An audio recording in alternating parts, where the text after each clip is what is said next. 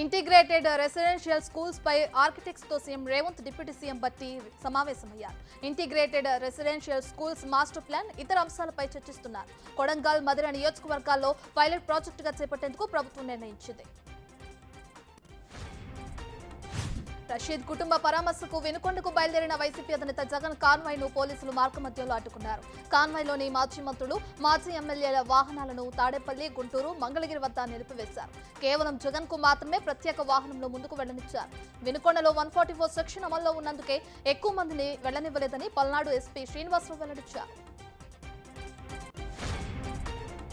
నెల్లూరు జిల్లాలోని బారా షహీద్ దర్గాలో 3వ రోజు రొట్టెల పండుగ ఘనంగా నిర్వహిస్తున్నారు. సీఎం చంద్రబాబు అక్కడికి వచ్చిన భక్తులతో వీడియో కాన్ఫరెన్స్ ద్వారా మాట్లాడారు. రొట్టెల పండుగ వేడుకల నిర్వహణకు 5 కోట్ల రూపాయల నిధులు విడుదల చేస్తున్నామని అన్నారు. ప్రజల్లో విశ్వాసాన్ని నింపేందుకు ప్రతి ఒక్కరూ కృషి చేయాలని చంద్రబాబు తెలిపారు. చిత్తూరు జిల్లా పుంగనూరులో నిన్న జరిగిన టీడీపీ, వైసీపీ నేతల పరస్పర దాడుల్లో ఇరు వర్గాలపై కేసులు నమోదయ్యాయి. మాజీ ఎంపీ రెడ్డపై ఇచ్చిన ఫిర్యాదు మేరకు 9 మంది టీడీపీ నాయకులపై కేసు నమోదు చేశారు. మరోవైపు టీడీపీ నాయకులు సుహేల్ పాషా ఫిర్యాదు మేరకు వైసీపీ ఎంపీ మిథున్ రెడ్డి, మాజీ ఎంపీ రెడ్డప్పతో పాటు 34 మందిపై కేసు నమోదు చేసినట్లు పోలీసులు తెలిపారు.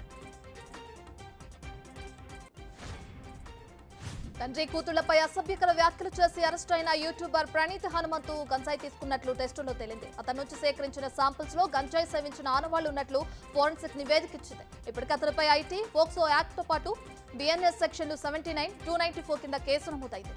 తాజాగా ఎన్డీపీఎస్ యాక్ట్ 1985 కింద పలు సెక్షన్లు జోడించారు.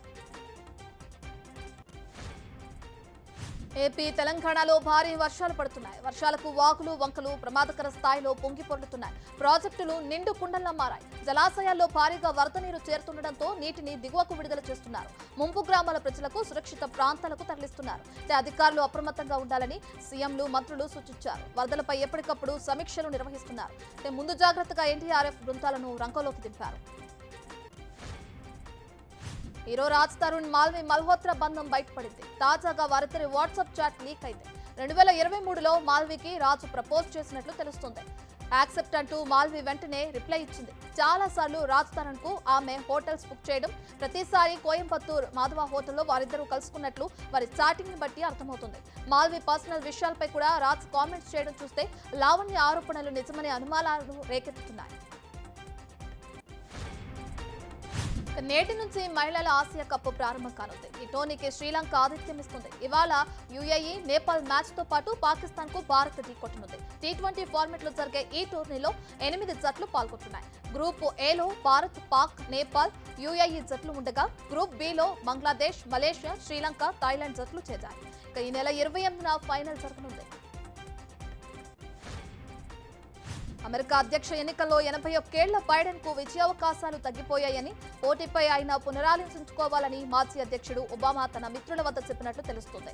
డెమోక్రాటిక్ పార్టీ సీనియర్ నాయకురాలు నాన్సీ పెలోసి నేరుగా బైడెన్ కే ఫోన్ చేసి రేసు నుంచి వైదొలగాలని కోరినట్లు కథనాలు వెలువడుతున్నాయి. దీంతో అమెరికా అధ్యక్ష రేసులో కొనసాగడంపై బైడెన్ త్వరలోనే కీలక ప్రకటన చేయనున్నట్లు తెలుస్తోంది.